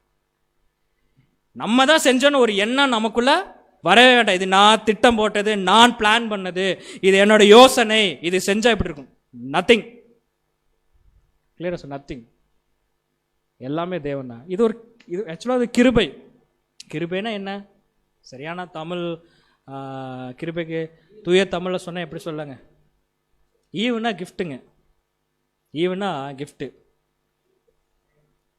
கிருபைக்கு சரியான ஒரு தமிழ் வார்த்தை புரிந்து கொள்ள ஒரு மாதிரி தயவா, தகுதியா? இல்லை இல்லை இல்லை இல்லை இல்லை சரியான வார்த்தை என்ன தெரியுங்களா? கிருபைக்கு தேவன் நமக்கு என்ன போடுறாருங்க? பிச்சை போடுறார். இதை நம்ம வாங்கி கொண்டு இது என்னால தான் அப்படின்னு ஒரு சிந்தனை வந்துச்சுன்னா அன்னைக்கு என்ன பண்ணோம்? முடிஞ்சோம். சரிங்களா? பாருங்க, தொடர்ந்து இந்த பேராகிராஃப் வாசிக்கலாம் பாருங்க. தேவன் நம்மிடத்தில் குழந்தைகள் போல பழகி, மெதுவா படிப்பாங்க. காரணம் என்ன? தேவன் நம்மிடத்தில் எப்படி குழந்தைகளை போல பழகி, குழந்தைகளை போல ஒன்றும் தெரியாது குழந்தை, சரிங்களா? ஆனால் இந்த குழந்தை என்னன்னா பண்ணுறதெல்லாம் பூரா தப்பு தான். இந்த குழந்தை பூரா பண்ணுறதெல்லாம் தப்பு தான். நம்ம வீட்டிலே நம்ம குழந்தை ஒரு தடவை சொல்கிறோம் கேட்கல, ரெண்டாவது தடவை சொல்கிறோம் கேட்கல, மூன்றாவது தடவை சொல்கிறோம், மூன்றாவது சொல்லும் போதே தொனி என்ன ஆகும்? அப்படியே கொஞ்சம் அப்படியே மாறும். நாலாவது தடவை சொல்லுவோமா? என்ன பண்ணுவோம்? டப்புன்னு ஒரு அடி. சொல்லிகிட்டே இருக்கிற கேட்கவே இல்லை. அப்போ என்ன பண்ணுவோம்? இப்போ உலகத்தில் நம்ம வேண்டாம், ஏங்க நம்மளை மாட்டி விட்றீங்க. உலகத்தில் சில கோபம்லாம் பார்த்தீங்கன்னா பேரண்ட்ஸுக்கு பயங்கரமாக வந்துடும். என்ன சொல்லி கேட்கவே இல்லைன்னு சொல்லிட்டு அடிப்பாங்க. கொஞ்சம் உச்சக்கட்டத்துக்கு போயிடுச்சுன்னு வச்சுங்க, அது எப்படிங்க எல்லாம் கரெக்டாக சொல்கிறீங்க? அது கிச்சனுக்குள்ளேயே அது இருந்து பழகிருச்சிங்களா? அந்த கரண்டி மைகோதி இதெல்லாம் பார்த்து பழகிருச்சா? கேட்கலைன்னா எடுத்து என்ன பண்ணிடுறது? தோசை விடும் போதோ குக்கர் காயமா நடுவில் வச்சு விட்டுறது. ஏன்னா அப்போ தான் உங்களுக்கு டென்ஷன் ஆகும். படுப்பு இதை செய்யணும். கேட்கலையா? உடனே எடுத்து என்ன பண்ணுறது? ஒரு இழுப்பிட்டு போய் வச்சுக்கிறது. அப்புறம் பார்த்தா அந்த குழந்தை காலம் ஃபுல்லாக என்ன பண்ணுறீங்க? அப்புறம் பாரு ஏதாவது குறும் பண்ணினா அங்கே அதை பாருன்றது எது தழும்பு, அப்புறம் சைலண்டாக. தேவன்லாம் நமக்கு தழும்பு போடான்னு நினச்சார் எப்படி இருக்கும்? தழும்பு போடான்னு நினச்சாருன்னு வச்சுக்கோங்க, நம்ம முகத்தை எல்லாம் பார்க்க முடியும்னு நினைக்கிறீங்க? பூரா தழும்பாகவே இருக்கு. தேவனே சொல்லுவார், அப்போ உனக்கு தழும்பு போகிறதுக்கு என்ன இல்லை, இடமே இல்லை அப்படின்னு. ஆனால் தழும்பு போடுறார், சூடு கொடுக்குறார். எது? சிச்சையின் மூலிமா. ஆனால் எப்படி பழகிறாருன்னா, நம்ம இடத்துல குழந்தைகளை போல பழகி அப்படி நம்ம கூடவே இருந்து தப்பு செஞ்சால் தப்பு செய்யாத, அடிச்சிடுவேன் அப்படிம்பாரு. அப்போ அடிப்பாரான்னு பார்த்தா அடிக்க மாட்டார். அப்போ என்ன பண்ணுவார்? ஏதோ கிருபை கொடுத்து என்ன பண்ணிடுவாருங்க? காப்பாற்றிடுவார். சரிங்களா? அவனுக்கு இப்போ சிச்சைக்குள்ளே கொண்டு போயிடுவேன் பார்த்தியா அப்படிம்பாங்க. ஆண்டவர் முழங்கால் போட்டு அழுத என்ன பண்ணிடுவாங்க? சரி கொடு. இப்படிதான் குழந்தைகளை போல பழகி. தொடர்ந்து படிங்க. பரிசுத்த ஆவியினால் நம்மை ஜெனிப்பித்து. பாருங்க, பரிசுத்த ஆவியினால் நம்மை ஜெனிப்பித்து. நீங்க புதுசுப்பா. பரிசுத்த ஆவியினால் ஜெனிப்பித்து ஜெயிக்க உதவி செய்து. எல்லா விதமான உதவிகள் ஜெயிக்கிறதுக்கு எல்லா உதவிகளும் செய்து. அப்படி ஜெயித்தோம், ஆனால் வெகுமதியும் அளிக்கிறார். அப்படி ஜெயித்தோமானால், நான் தான் மிஸ்டர், அப்படி ஜெயித்தோமானால், அது இந்த பேராகிராஃபில் கட்டாயம் போது அப்படி இருந்தது. சரிங்களா? அப்படி ஜெயித்தோமானால் அப்படி படிக்கணும். சரிங்களா? வெகுமதி என்ன பண்ணுறாருங்க பாருங்க. குழந்தை மாறி பழகி பரிசுத்தாவி கொடுத்து ஜெனிப்பித்து ஜெயிக்கவும் வச்சு, அப்போ நீ என்ன பண்ணிட்ட? ப்ரைஸு வச்சுக்கோ. அப்படின்னா என்னது? ஒரு காம்படிஷன் ஸ்கூலில் வைக்கிறான்னு வச்சுக்கோங்களேன். உதாரணத்துக்கு சொல்கிறேன். அந்த காம்படிஷனில் அந்த மிஸ்ஸுக்கு அந்த குழந்தை மேலே ரொம்ப பிரியம். டிராயிங் காம்படிஷன் நடக்குது. உதாரணத்துக்கு தான் சொல்கிறேன். டிராயிங் காம்படிஷன் இருக்குங்க. அந்த குழந்தை போய் தப்பு தப்பாக வரையுது. இந்த மிஸ் என்ன பண்ணுறாங்க, கை பிடிச்சி எல்லாத்தையும் வரைய வச்சுட்டு, ஓகே வெரி குட், நல்லா வரைஞ்சிருக்கிறியே, இந்த உனக்கு ஃபஸ்ட் ப்ரைஸ் அப்படின்னு கொடுக்குற மாதிரி. புரிஞ்சுதுங்களா? அப்போ அந்த குழந்தை என்ன பண்ணுச்சு? இந்த குழந்தை என்ன பண்ணுச்சு? ஒன்றும் இந்த குழந்தைக்கு பெருமை வரலாமா? கணத்தை தேடலாமா? அப்போ இந்த குழந்தை என்ன பண்ணானு, ஒன்றும் பேசாமல் என்ன பண்ண, சரண்டர் ஆகி, மிஸ் நீங்களே வரைங்க மிஸ், தேவனே நீங்களே பார்த்துக்குங்க, நான் என்ன பண்ணிடுறேன், முழுமையாக சரண்டர் பண்ணிடுறேன் அப்படின்னு சொல்ல வேண்டும். பாருங்கள் சகோதரி, அந்த கட்டிங்ஸ் மட்டும் போட்டிருக்கேன், 2 கட்டிங் வரும். அது நம்ம சொல்லுவதை கூட அவர் எழுதுனது படித்தா நல்லாயிருக்கும், அதுக்காக தான் போட்டிருக்கேன். நம்ம இதுலேருந்து படிச்சிருச்சு, நமது வருங்காலத்திலேருந்து படிச்சிருங்க. நமது வருங்கால மகிமைக்காகவும் உன்னத குண இயல்பை அடையவும் நம்மை அனுபவ பாடங்கள் மூலமும் பயிற்சிகளின் மூலமும் தகுதிப்படுத்துகிறார். எல்லாமே தகுதிப்படுத்த ஸ்கூல் பிள்ளைகளுக்கு சொல்லி கொடுக்குற மாதிரி தேவன் என்ன பண்ணுறாருங்க, சொல்லி கொடுத்துட்டு இருக்கிறாரு. இப்போ வாரம் 4 நாளுக்கு போல 7 நாள் என்ன பண்ணிருக்காருங்க, சொல்லி கொடுத்துட்டு இருக்காரு. கரெக்டு தானே? 7 நாளும் சொல்லி கொடுத்துட்டு இருக்கிறார்.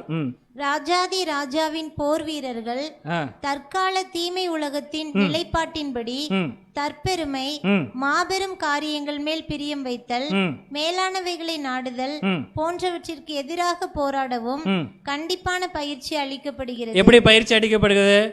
பெருமைக்குரிய விஷயங்கள் என்னிடத்தில் வரும், அதான் பயிற்சி. பெருமைக்குரிய விஷயங்கள் என்னிடத்தில் வரும், வரும்போது என்ன பண்ணுவானுங்க, அதை நான் ஜெயிக்க வேண்டும். என்னிடத்தில் வரும் அப்படின்னா எனக்கு மட்டும் இல்லை, எல்லாத்துக்கும் வரும். சரிங்களா? சிங்கத்தை கூட போய் போராட வேண்டும் என்றால் ட்ரையலில் எதை விடணுங்க, ஒரு சிங்கத்தை கூட போய் ஒரு போராடுன்னு வச்சுங்க, சிங்கத்துக்கு கூட போராடினா ட்ரையலில் ஒரு டெஸ்ட் வரும்போது எதை விட்டாதான், எதை வச்சு தான் டெஸ்ட் பண்ணணுங்க? பூனையை வச்சு டெஸ்ட் பண்ணலாமா? நான் சிங்கத்து கூட சண்டைக்கு போகிறேன், எனக்கு அது சோதித்து பார்க்குறக்கு என்னை பூனையை கொடுங்கள் அப்படின்னு சொல்ல முடியுமா? அப்போ என்னன்னா, சிங்கம் மாதிரி எதோ இருக்கோ அதுதான் வரும். அதே மாதிரி தான் இது எல்லாம் ஒரு குழந்தைகளை போல பழகின்ற பொழுது நமக்குள்ள அந்த பெருமை வரும். வராதுன்னா அவர் சொல்லவே இல்லை, ஏன்னா ஆழமாக தோண்டி இருக்கு. ஆனாலும் நம்ம அதை என்ன பண்ணணுங்க, போராடி ஜெயிக்க வேண்டும். சரிங்களா? இது 2 முடிஞ்சிருச்சு. 3வது பாருங்க, ஒவ்வொரு எண்ணத்தையும் என்ன பண்ணணும்னா சிறைப்படுத்த வேண்டும். எப்படி பாருங்க, நம்மளோட திறவுகோல் அழகா சொல்றார், நம்மளுடைய திறவுகோல் வேற எதுவுமே கிடையாது, வேதாகமம். தொடர்ந்து வாசிங்க. நமது திறவுகோல் வசனத்தின் வார்த்தைகள், ஆதாரமற்ற அசுத்தமான சிந்தனைகளை அகற்றுங்கள் என்று கருத்தை முன்வைக்கிறது. எந்த எண்ணத்தையும் சிறைப்படுத்த வேண்டும். பாருங்க, எந்த எண்ணத்தையும், அதை நம்ம 1 கொரிந்தியர்ல படித்தோம், எல்லா எண்ணத்தையும் என்ன பண்ணணும்னா சிறைப்படுத்த வேண்டும். பாருங்க, ஒரு காரியம் செய்வதற்கு முன் யோசிக்க வேண்டும். ஏதாச்சும் ஒரு காரியம் செய்யும் போது என்ன பண்ணணுங்க, நல்லா யோசிச்சு இது தேவனுக்கு பிரியமா, இது தேவனுக்கு சித்தமானதா அப்படின்னு யோசிச்சு செய்ய வேண்டும். செஞ்சுட்டு என்ன பண்ணக்கூடாது, யோசி. அப்புறம் செஞ்சுட்டு தேவன்கிட்ட காம்ப்ரமைஸ் பண்ண, தேவனே நான் தெரியாமல் செய்து விட்டேன், நீங்கள் எப்படியாச்சும் என்ன பண்ணுங்க, அதையே வாய்க்க பண்ணுங்க, உங்கள் சித்தத்தின்படி நடந்ததான் எங்களுக்கு தெரிவிங்க அப்படின்லாம் சொல்லக்கூடாது. ஒரு காரியம் செய்வதற்கு முன்னாடி என்ன பண்ணணுங்க, நல்லா சில நேரத்தில் இந்த பெருமைங்கிற என்னதுன்னா, யோசனை தெரியும், இது செஞ்சால் தப்புன்னு தெரியும், தெரிஞ்சே என்ன பண்ணுவோம், செய்வோம். அப்போ சொல்லுவோம், இது ஏற்கனவே தேவன் உணர்த்தினாருங்க, நான் தான் என்ன பண்ணிட்டேன், செஞ்சுட்டேன், உணர்த்தினார்ல, அப்போவே என்ன பண்ணக்கூடாதுங்க, செய்யாமல் என்ன பண்ண வேண்டும், ஸ்டாப் பண்ண வேண்டும். பாருங்கள், இயேசு கிறிஸ்து இப்படி தான் இருந்தாருன்னா அவர் இப்படி தான் இருந்தார். அதுக்கு ஒரு வசனம் அவர் கோட் பண்றாரு பாருங்க, லூக்கா 22ஆம் அதிகாரம் 42ஆம் வசனம். லூக்கா 22ஆம் அதிகாரம் 42ஆம் வசனம். பிதாவே, உமக்கு சித்தமானால் இந்த பாத்திரம் என்னை விட்டு நீங்கும்படி செய்யும். ஏன் சொல்ல வேண்டும்? இந்த பாத்திரத்துக்கு இந்த உலகத்திலே தகுதியானவர் யாருன்னு பார்த்தீங்கன்னா ஆண்டவராக இயேசு கிறிஸ்து மட்டும்தான், வேற யாருமே கிடையாது. தேவதூதர்கள் கிடையாது, ஜனங்கள் கிடையாது, ஒரு மனுஷனுக்கு ஒரு மனுஷன் ஈடுபலி கொடுக்கவும் முடியாது. எல்லாமே இயேசு கிறிஸ்து கிளியரா தெரியும். பாருங்க, அவர் எத்தனையோ தடவை பரிசேயர்கள் சதிசேயர்கள் சரி அந்த சோல்ஜர்ஸ் பிடிக்க வருகின்ற பொழுது இவர் எஸ்கேப் ஆகி போயிட்டார். ஏன்னா அது சரியான நேரம் வரவில்லை. இப்போ அரெஸ்ட் பண்ண போன நேரம் அவருக்கு நல்லா தெரியும், எல்லாமே தெரியும். ஆனாலும் அவர் என்ன சொல்றாரு தெரியுங்களா? வாசிங்க.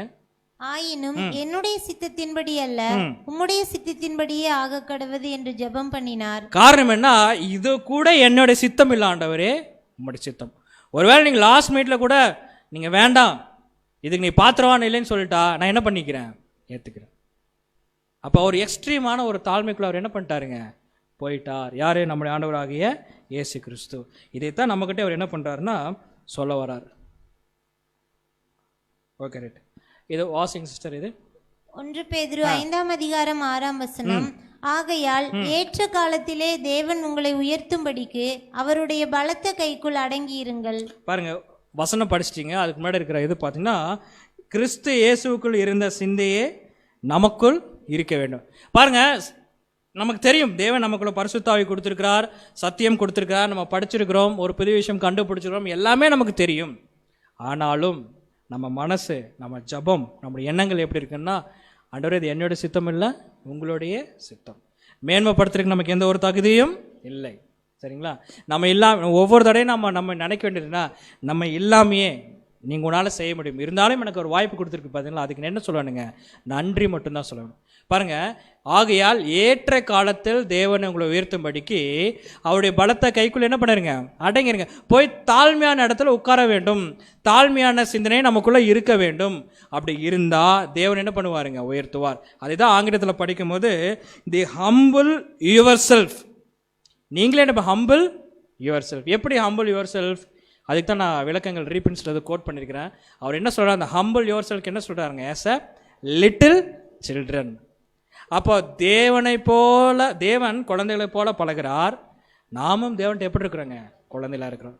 இல்லை வசனமெல்லாம் இருக்குது, பட் அது கோட் பண்ணல, மத்தியில் படிச்சுக்கிறோம். ஒருத்தர் பரலோக ராஜ்யம் போக வேணும்னா அவங்க எப்படி இருக்க வேண்டுங்க? சிறு பிள்ளைகள் மாதிரி இருக்கும். இந்த சிறு பிள்ளைகள் என்ன பண்ணாதீங்க? போகிறக்கு தடை பண்ணாதீங்கன்னு தான் சொல்லப்பட்டிருக்கு. சரிங்களா? ஏன்னா சிறு பிள்ளைகளுக்கு பார்த்தீங்கன்னா, குழந்தைகளுக்கு இப்போ இருக்கிற குழந்தை இல்லை, இது வேறு ஜென்ரேஷன் குழந்தைங்க. சரிங்களா? முன்னாடியில் குழந்தைகள்லாம் பார்த்தீங்கன்னு வச்சுங்க, அது திடீர்னு அம்மா அடிச்சிட்டாங்க, அப்பா அடிச்சிட்டாங்கன்னு வச்சுங்க, அந்த கோவம் எவ்வளோ நேரம் இருக்கும்? எவ்வளோ நேரம் அந்த குழந்தை எவ்வளோ நேரம் இருக்கும்? இப்போ அடிச்சிட்டான்னு வச்சு அடுத்து ஒரு வித்தின் 1 மினிட்ல வந்து அம்மா வந்து கொஞ்ச நேரம் வச்சுக்கங்களேன், என்ன இருங்க அம்மா சரியா, அவ்வளோதாங்க, அவ்வளோதான். குழந்தைகளோட மென்டாலிட்டி அவ்வளோதான். அம்மா அடிச்சிட்டான்னு சொல்லி அப்பாட்ட வந்து கம்ப்ளைண்ட் பண்ணும். அப்பா ஏன் குழந்தைய அடிச்சிட்டா ஊம்பாங்க. அப்போ திடீர்னு அம்மா வந்து கொஞ்சிடுவாங்க. அப்புறம் என்ன இருக்குன்னு பார்த்தீங்கன்னா, அடுத்த 5 நிமிஷத்தில் அம்மாட்ட சாஞ்சிரும். காரணம் என்ன சொன்னால், ஒரு தாய் வந்து ஒரு குழந்தைய ஃபுல்லாக என்ன பண்ணுறாங்க? ஃபுல்லாக கேர் பண்ணுறாங்க. அந்த மாதிரி தான் தேவன் நம்மளை என்ன பண்ணுறாருங்க? கம்ப்ளீட்டாக கேர் பண்ணுறாரு. அப்படி குழந்தைகளாட்ட இருங்க. குழந்தைங்களோட மைண்டு வேணும். காரணம் என்ன பண்ணிட்டான்? நம்ம தப்பு செய்வோம், பொறாமை வரும். இந்த சப்ஜெக்டுக்காக பொறாமை சொல்கிறேன். பொறாமை வரும். தேவன் என்ன பண்ணுவார்? சிச்சிப்பார். டப்புன்னு 2 போடு போடுவார். ஏன் பொறாமை வந்துச்சுன்னு. குழந்தைங்களா இருந்தான்னு வச்சுங்க, மீண்டும் என்ன பண்ணிடுவோம்?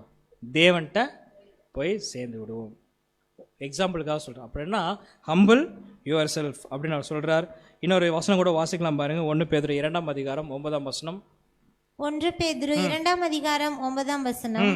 நீங்களோ உங்களை அந்தகாரத்தினின்று தம்முடைய ஆச்சரியமான ஒளியினிடத்திற்கு வரவழைத்தவருடைய புண்ணியங்களை அறிவிக்கும்படிக்கு தெரிந்து கொள்ளப்பட்ட சந்ததியாயும் ராஜரீகமான ஆசாரிய கூட்டமாயும் பரிசுத்த ஜாதியாயும் அவருக்கு சொந்தமான ஜனமாயும் இருக்கிறீர்கள். அப்படிப்பட்ட இருக்கிறீர்கள் சொல்றாங்க. காரணம் என்ன? வை அப்படின்னு ரீசன் சொல்லும் போது, இப்போ இந்த காலப்பகுதியில் அதான் மேலே அங்கே சொல்லப்பட்டிருக்கு, அது நானே சொல்லுறேன். இந்த காலப்பகுதியில் நம்மளை உயர்த்தி கொள்வதற்கு, பெருமை கொள்வதற்குல எந்த ஒரு காரியமும் இல்லைங்க. என்ன இருக்குன்னு பார்த்தீங்கன்னா, அவருடைய புண்ணியங்களை மட்டும்தான் என்ன பண்ணணுங்க? அறிவிக்க வேண்டும். தேவனுடைய புண்ணியங்களை அறிவிக்கின்ற பொழுதும் கூட நம்ம சிந்தனையில் என்ன வரக்கூடாது? பெருமை வரக்கூடாது. அறிவிச்சுட்டு போயிட்டே இருக்கணும், அவ்வளோதான். இன்னும் இவர் மட்டும் எடுக்கிறார், இவர் மட்டும் சொல்லணும், இல்லை நான் தான் சொல்லுவேன், இப்படி சொன்னனால அப்படி நடக்கும், எந்த ஒரு சிந்தனையும் வரவும் கூடாது. சரிங்களா? அப்படி எப்படி இருக்க வேண்டும்? தொடர்ந்து நம்ம வாசிப்போம். வாசிங்க சிஸ்டர். நம் சொந்த பலத்தினால் அல்ல, அவருடைய கிருபையின் மூலம் திறமையான ஊழியக்காரராக இருக்க வேண்டும். ஊழியத்தின் மூலம் நமக்கு மேன்மை கிடைத்தாலும் சரி. பாருங்க, இருங்க. அதாவது சொந்த பலத்தினால் அல்ல, எப்படின்னா அவருடைய கிருபையின் மூலம் என்னவா இருக்குன்னு பார்த்தீங்கன்னா, திறமையான ஒரு சபையில் ஒரு திறமையான ஊழியக்காரர் இருக்கிறார் அப்படிங்கிறத யார் விட்னஸ் பண்ணணும்? நானே விட்னஸ் பண்ணிக்கலாம். நானே விட்னஸ் பண்ண, நான் எப்படி பேசுகிறேன் அப்படி நானே விட்னஸ் பண்ணிக்க முடியுமா? நானே வந்து முன் வந்து நின்றுக்க முடியுமா?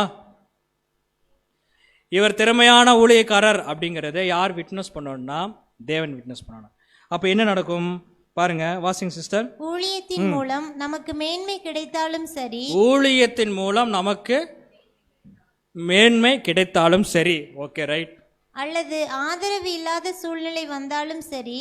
ஆதரவு இல்லாத சூழ்நிலை வந்தாலும் சரி, ரொம்ப மேன்மை கிடைச்சாலும் சரி, ஊழியம் செஞ்சுட்டே இருக்கிறோம், ஒரு ஆதரவும் கிடைக்கல. ஆதரவு கிடைக்காதாலும் சரி, கண்டு கொள்வார் எவரும் இல்லை என்ற சூழ்நிலை வந்தாலும் சரி. இன்னும் இவ்வளோ தூரம் பேசிட்டு இருக்கிற, இவ்வளோ தூரம் பிரயாசப்பட்டிருக்கிற, நம்மளை யாரும் என்ன பண்ண மாட்டேங்கிறான், கண்டுக்கவே மாட்டேங்கிற, ஒரு அங்கீகாரம் கிடைக்கல, அப்படி ஒரு சூழ்நிலை வந்தாலும் சரி நாம் மகிழ்ந்து ஊழியம் செய்ய வேண்டும். நம்ம என்ன பண்ணணுங்க?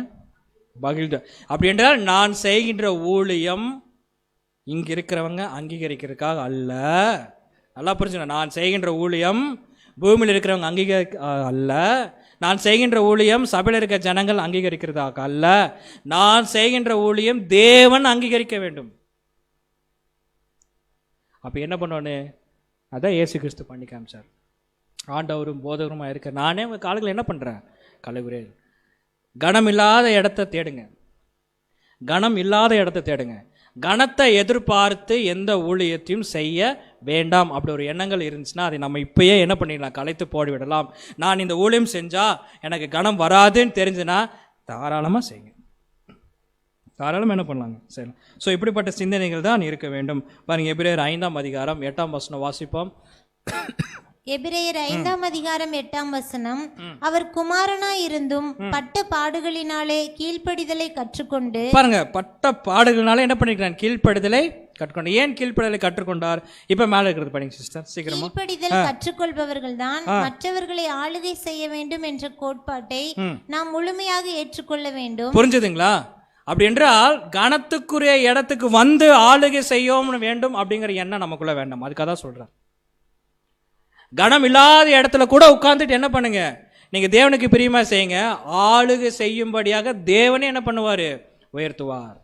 இதுதான் ஒரு கோட்பாடு. தொடர்ந்து வாசிங்க. கிறிஸ்துவும் கீழ்ப்படிதல் மூலம்தான் நம்மை ஆளுகை செய்ய தேவனிடம் அதிகாரம். புரிஞ்சுக்கலாம். அவரு எக்ஸ்ட்ரீமான ஒரு தாழ்மைக்குள்ள போயிட்டார். ஒரு திருடனே திட்டுறான், கீழே இருக்கிறவங்க பரியாசம் பண்றாங்க. இந்த உலகத்திலே ஒரு கேவலமான ஒரு நிலைமையில் இருந்தவர் யாருன்னு பார்த்தீங்கன்னா நம்முடைய ஆண்டவராக இயேசு கிறிஸ்து. எந்த குற்றம் செய்யாமல் அவ்வளோ கனமில்லாத இடத்துக்கு போனார். ஆனால் கடைசியில் தேவன் என்ன பண்ணிட்டாருங்க? ஆளுகை செய்யும்படியாக உயர்த்தி விட்டார். பட்ட பாடுகள்னால தாங்க கீழ்ப்படுதலை கற்றுக்கொள்ளும். அப்படி இந்த தொடர்ந்து அந்த ஆவியின் பட்டயத்தை, அந்த கீழ்ப்படுதல், அந்த சத்தியத்தை கற்றுக்கொள்ளும் போது என்ன வரும்னு பார்த்தீங்கன்னா சாந்தம், அப்புறம் கற்கும் திறன், சிந்திக்கும் திறன், அதுக்கப்புறம் விழிப்புணர்வு வருதுன்னு சொல்லி நம்ம பார்க்கின்றோம். ஸ்பீடா இந்த கட்டிங் மட்டும் பண்ணுங்க சிஸ்டர். பெருமையானது குறிப்பாக எல்லா வகையான பேய்த்தனங்களோடும் தொடர்புடையதாக இருக்கிறது. பெருமை எப்படி இருக்குங்க? பேய்த்தனங்க விளக்க வேண்டுமா? எல்லா விதமான பேய்த்தனங்களோடும் தொடர்புடையதாக இருக்கிறது. தங்களை குறித்து எண்ண வேண்டியதை காட்டிலும் மிக உயர்வாக எண்ணுதல். பாருங்க, தங்களை குறித்து எண்ண வேண்டியது. பாக்கெட்ல ஒண்ணுமே இருக்காது, எம்டி, அழகே இருக்காது. ஆனா மனசுல என்ன நினப்பு? அழகுள்ளவன், நான் ராஜா, நான் ராணி அப்படின்னு ஒரு நினப்பு.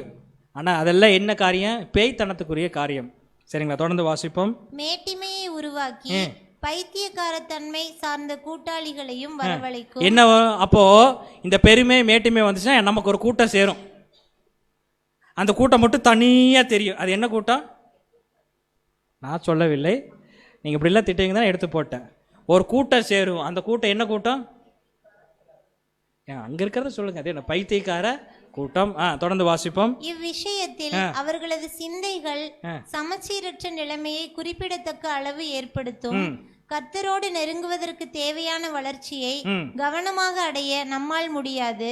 ஏனெனில் கர்த்தரோடு நெருங்குவதற்கு எப்பொழுதும் தாழ்மையை வருவிப்பதும் நமது சொந்த தகுதியின்மையை முறையாக உணர்வதும் அவருக்கு முன்பாக நாம் அற்பர்கள் என்று உணர்வதும் அவசியமானது. ஒன்னே ஒண்ணுதாங்க இந்த பாடத்துல, ஒன்னே ஒரே விஷயம்தான்.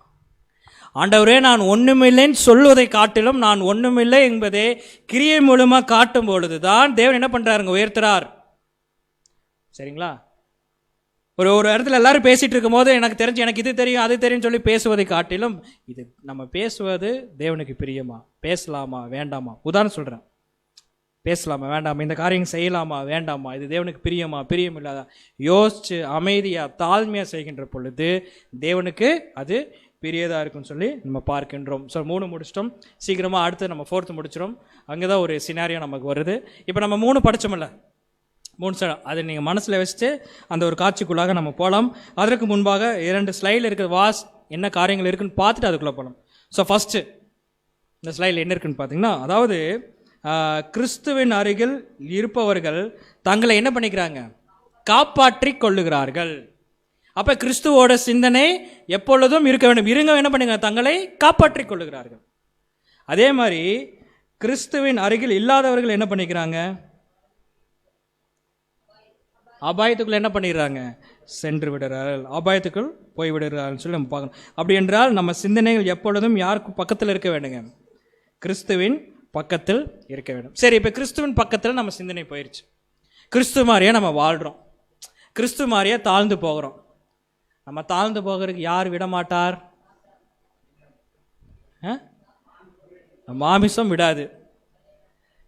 ஆக்சுவலாக என்னென்னா, நம்ம எப்போ பார்த்தாலும் இந்த சாத்தானை திட்டி திட்டி நமக்கு அது பழகி போச்சு. சாத்தான் என்ன சொல்கிறாரு? முதல்ல வசனம் நமக்கு என்ன சொல்லுது? முதல்ல மாம்சத்தோடும் இரத்தத்தோடும், அதுக்கப்புறம் தான் யார் வராங்க?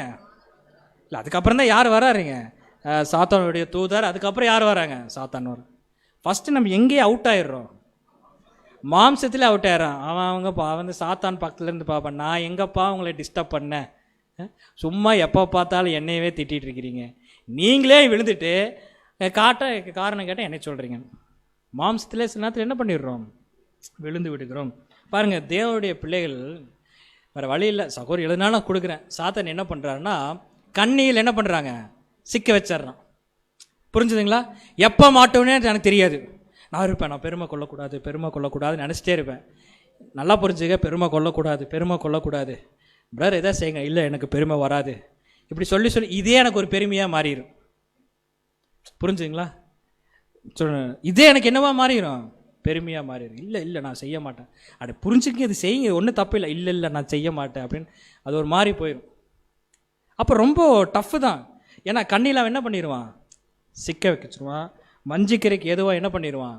கொண்டு போயிடுவான். அதே மாதிரி பாவ கட்டுக்குள்ளே என்ன பண்ணுவான்? கொண்டு வந்துடுவான். அப்போ யார் அவன் தேடிகிட்டே இருப்பான்? இப்படி வச்சு லென்ஸ் யாரை தேடிட்டே இருப்பாங்க? மேலேருந்து அப்படியே பார்த்துட்டு இருப்பான். அவன் எல்லாத்தையும் ஒதுக்கிடுவான். கரெக்டாக அவன் டார்கெட் யார் கிறிஸ்து பக்கத்தில் இருக்கிறாங்களோ, பாருங்க இந்த சைடு தான், யார் கிறிஸ்து பக்கத்தில் இருக்கிறாங்களோ அந்த கிறிஸ்து பக்கத்தில் இருக்கிறதான் இவன் என்ன பண்ணிருப்பான்? ஜூம் போட்டு தேடிகிட்டே இருப்பான். எதுக்கு?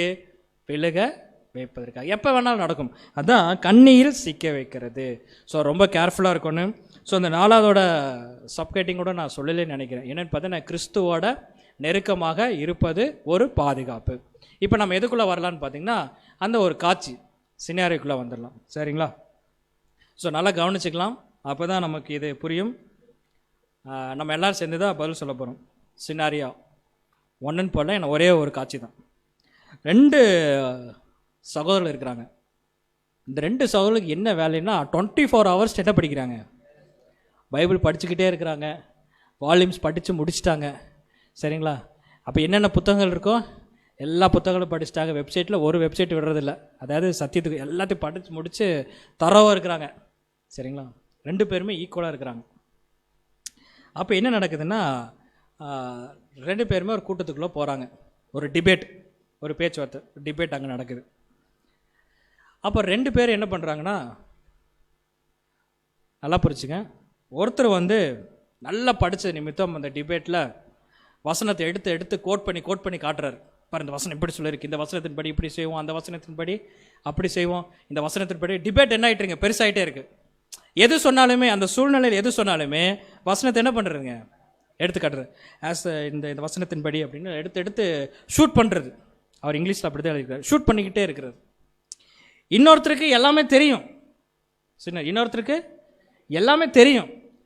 ஆனால் அவர் அந்த சூழ்நிலையை பார்த்து கருதி, இதை நம்ம பேசலாமா வேண்டாமா, இது தேவனுடைய சித்தமா தேவனுடைய சித்தம் இல்லையா அப்படிங்கிறதெல்லாம் யோசிச்சு.